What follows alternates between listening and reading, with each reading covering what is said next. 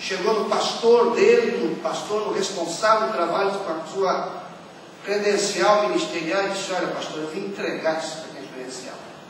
Disse: por quê? Disse: porque eu, na verdade, não creio em Deus. Eu tenho medo de Deus. Aí o pastor disse: é verdade. E quem tem medo de Deus nunca chega perto dele. Quem tem medo de Deus sempre vê um Deus sentado no trono e nunca chega perto dele. Aí o pastor disse: eu vou te mandar para um lugar especial. E nesse lugar você vai aprender a chegar bem pertinho de Deus. E ele foi para um determinado lugar na missão. E um dia ele se perdeu. E perdido, não tinha para onde ir. Se perdeu, não sabia como chegar no local. Passou 1 noite, 2 noites, 3 noites, dormindo ao relento, passando fome. E no meio da angústia, daquele sofrimento, ele sentiu o desejo de clamar por Deus. Ele disse que sentiu Deus muito perto dele. Diz que alguém veio, socorreu, estendeu a mão. Ele disse: Deus estava tão pertinho, e eu achava que ele estava num lugar bem distante. Aquele dia ele aproveitou e disse: já que o Senhor está aqui, deixa-me abrir o coração, que eu quero falar de umas coisas que tens. E dizendo que abriu o coração, contou, disse que o que ele sentia. E Deus disse: não, eu não sou assim. Eu sou um Deus misericordioso. Eu te amo tanto que no teu lugar já morreu meu filho. Pelos teus pecados já o meu filho pagou.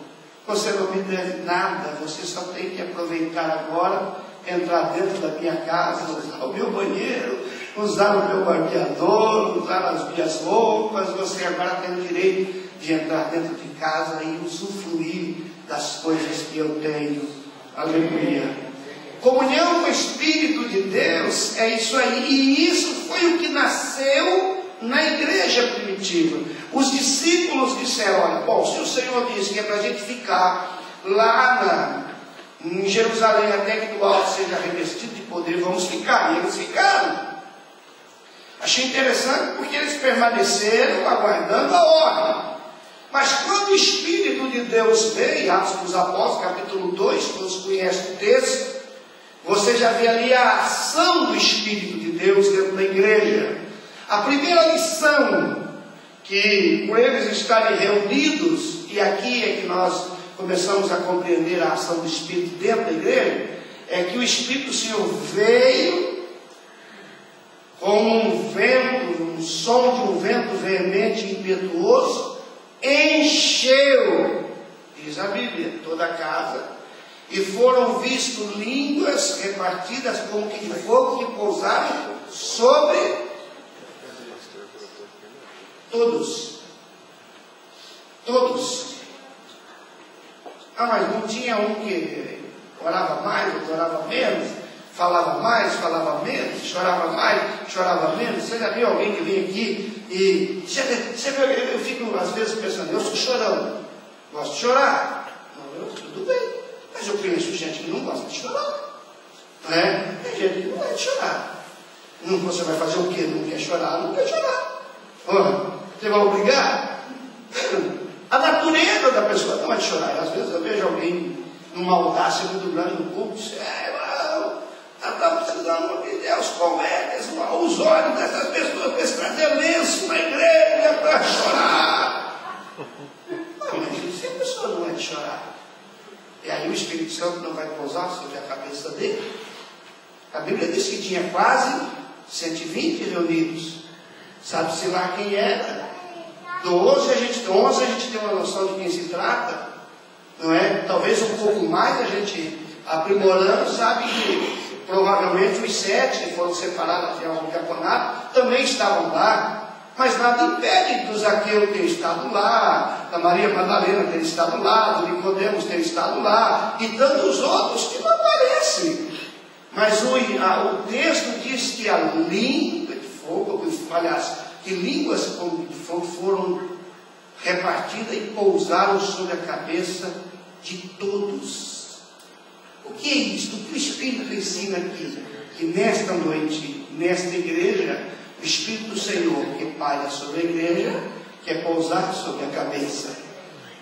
Não há escolha do Walter, não há escolha do Saulo, não há escolha do Oséias, não há escolha do Jorge, a escolha do Espírito é o Espírito pousa sobre a cabeça de todos, até nos celulares, que às vezes fica esperta, não é? Essa é a ação do Espírito. Viu? Essas coisas que a gente vê assim, quando a gente fala da ação do Espírito, é isso. E às vezes nós reprimimos, nós cerceamos a ação do Espírito sobre nós. É verdade que uns, cheios do Espírito, tanto quanto os outros, têm reação diferente. E aí é preciso compreender. O Pedro, que naturalmente já era mais atiradinho do que os demais. Você já viu gente atiradinha na igreja? Tem aqui? Não, aqui não tem. Tem. Gente atiradinha na igreja, né? Eu trabalhei com pastores, né? Que às vezes ele falava assim, eu acho que eu vou precisar. Tinha gente, eu vou, pastor. Não, espera aí, deixa eu falar. O que eu vou precisar? Não sei o que é, mas deixa eu precisar, estou aqui. Não é? Sempre tem gente assim, não tem sempre. Aqui a planta é grande que tem. Né? Eu brinquei hoje, estava contando ao pastor Jorge, que eu sou policial militar, sou da reserva, eu trabalhei com um cabo da PM, ele era muito brincalhão, né? E às vezes ele fazia para a gente rir muito. Um dia o capitão perguntou para ele assim, chamava-se Silvestre, já partiu, chamava Silvestre, o capitão disse, Silvestre, que hora que é? E todo mundo aguardando que ele falasse 8 horas, 9 horas, 10 horas, você lembra que hora era? Ele olhou bem no relógio e disse, que hora o senhor quer que seja, capitão? Cada um tem uma reação diferente. O Espírito de Deus age em todos. A derramamento do Espírito. Agora eu não posso qualificar os que manifestam, que têm atitudes, que ele tem o Espírito, e que os outros que não têm a mesma atitude, não têm o Espírito. Não é assim que funciona. Eu conheço pessoas na igreja que têm o hábito exclusivamente de orar ao Senhor. Mas a oração é uma oração próxima, que chega ao trono da glória, que fala com Deus. Já para outros, é uma oração diferente. Então o Pedro, cheio do Espírito, tanto quanto os outros, não mais do que os outros, porque a Bíblia é muito clara, a Bíblia diz que todos foram cheios. Não, Pedro não foi mais cheio do que o Nicodemos, e nem outros, não, todos foram cheios, e eu não conheço diferença entre cheio é cheio e acabou, não é? Então não tem diferença entre cheio é cheio. Aí o que aconteceu? O Pedro, pela própria natureza do Pedro, ficou revoltado. Por quê? Porque as pessoas que estavam em Jerusalém naquele dia, passaram pelo cenáculo, prestaram atenção. Se alguém já teve a oportunidade de ir a Israel, de ir ao cenáculo, sabe como é lá. Então tem um movimento na frente do cenáculo. Então as pessoas olhavam e viam o quê? Viam a atitude daquelas pessoas que foram cheias do Espírito. Agora aqui vem uma palavra muito especial, que é ser cheio do Espírito. E isso eu posso dizer com bastante propriedade. Todo ser humano cheio do Espírito, a primeira característica é que ele não tem controle sobre ele. Não entendi, pastor. Ficou descontrolado? Não, não é essa a expressão. O Espírito de Deus é quem o controla. Amém. Tenha isso na sua mente esta noite. Se as decisões que você está tomando para a sua vida é tomada exclusivamente por você, não há ação do Espírito de Deus na sua vida.